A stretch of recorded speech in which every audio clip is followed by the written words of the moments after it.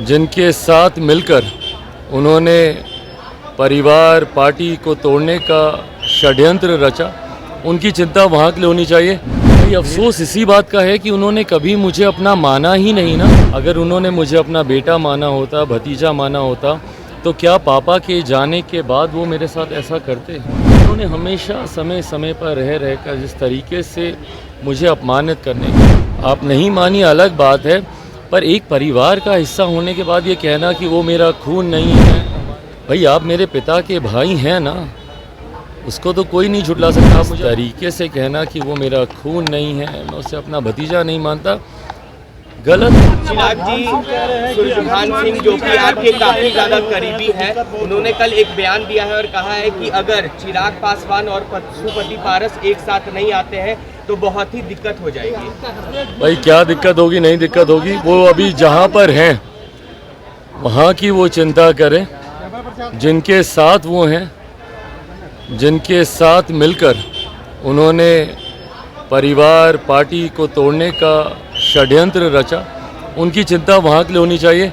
मेरी चिंता करने के लिए पार्टी के तमाम कार्यकर्ता हैं और हम लोग भाई उस दौर से अब बहुत आगे निकल चुके हैं। पर पशुपति पारस ने तो साफ कह दिया कि चिराग पासवान हमारे भतीजा नहीं, हमारे खून नहीं है। भाई अफसोस इसी बात का है कि उन्होंने कभी मुझे अपना माना ही नहीं ना।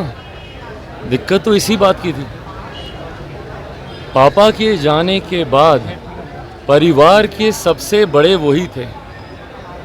ईमानदारी से मुझे बताइए, अगर उन्होंने मुझे अपना माना होता, अगर उन्होंने मुझे अपना बेटा माना होता, भतीजा माना होता, तो क्या पापा के जाने के बाद वो मेरे साथ ऐसा करते? अगर मैं उनका अपना बेटा होता तो क्या वो ऐसा करते? भाई अगर कहीं पे कोई कठिनाई थी, बैठते ना, समझाते, बात करते, पर इस तरीके से, जिस तरीके से पार्टी को तोड़ा गया, परिवार को तोड़ा गया, दुख तो इसी बात का है कि उन्होंने कभी मुझे अपना माना ही नहीं।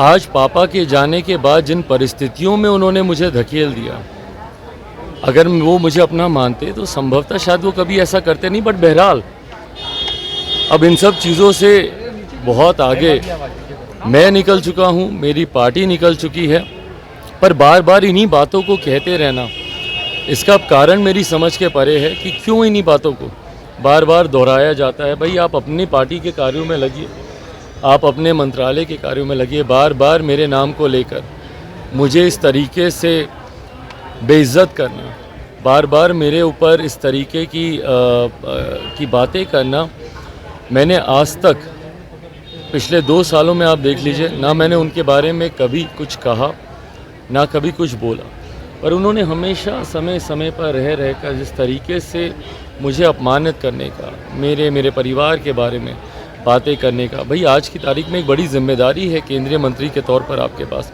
उन जिम्मेदारियों को आप निभाइए।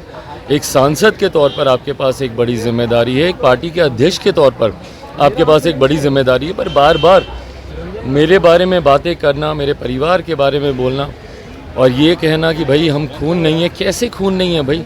आप नहीं मानी अलग बात है, आप नहीं मानी अलग बात है, पर एक परिवार का हिस्सा होने के बाद ये कहना कि वो मेरा खून नहीं है, हमारे खून में फ़र्क है, भाई आप मेरे पिता के भाई हैं ना, उसको तो कोई नहीं झुठला सकता। आप मुझे अपना भतीजा माने नहीं माने, पर आप मेरे पिता आदरणीय रामविलास पासवान जी के भाई हैं और इस तरीके से कहना कि वो मेरा खून नहीं है, मैं उसे अपना भतीजा नहीं मानता, गलत है, पर ठीक है।